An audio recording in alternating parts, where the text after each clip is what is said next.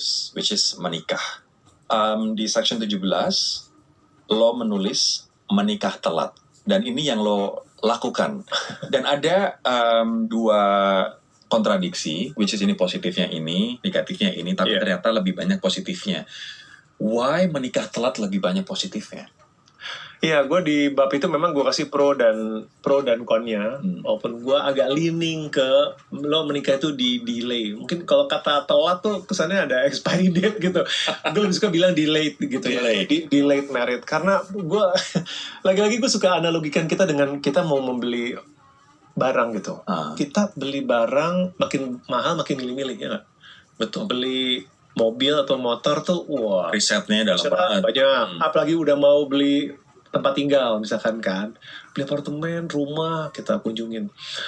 Nah itu benda-benda mati itu kita perbandingannya segitu toronya.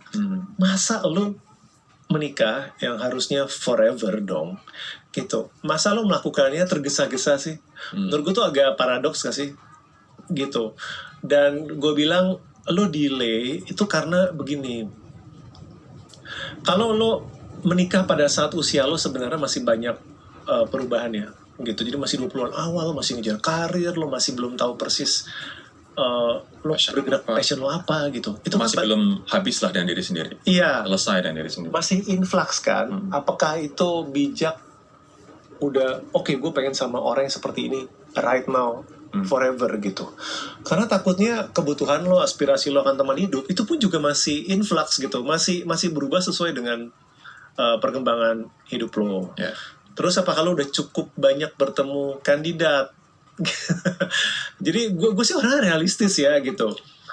Tapi orang kemudian berpikir, lah kalau misalnya lo menikah telat atau delayed, dan lo baru menikah di usia 35 tahun, ntar anak lo kecil lo udah usia 45 tahun, lo udah lemah secara fisik, lo udah nggak kuat lari-lari diajak main, dan mungkin lo udah encok, udah lehernya terkilir lah, udah ototnya gemeteran lah. Itu lo gimana nanggepinnya? Dan itu gue tulis juga gitu. Gue bilang umur itu is real gitu. Jadi kalau lo jadi orang tua, anak lo masih kecil dan lo udah lumayan jompo gitu ya, lo akan berasa gitu.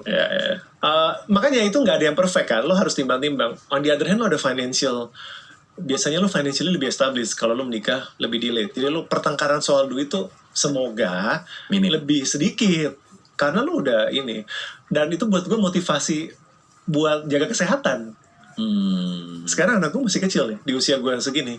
Itu memotivasi gue loh buat jaga makan.